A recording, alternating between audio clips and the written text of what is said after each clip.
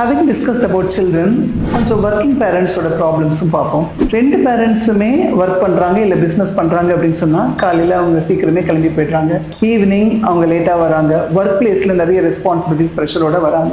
So அந்த சமயத்துலையும் குழந்தைங்க TV பார்த்துட்டு இருந்தாலோ இல்லை மொபைல் ஆப்ரேட் பண்ணிட்டு இருந்தாலோ அவங்க ஃப்ரஸ்ட்ரேட் ஆகிடுறாங்க. ஒரு சில பேரண்ட்ஸ் அந்த மொபைலை கிராப் பண்ணிடுறாங்க, ஒரு சிலர் என்ன சொன்னாலும் கேட்க மாட்டேங்கிறாங்கிறது கிவ் அப் பண்ணிடுறாங்க.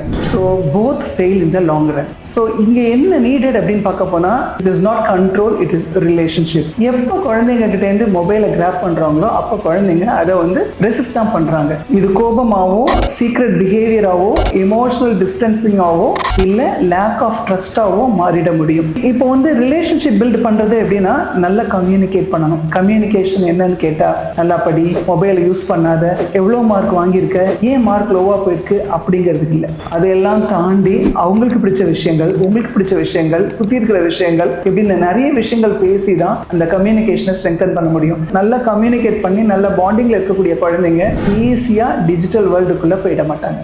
தேங்க்யூ.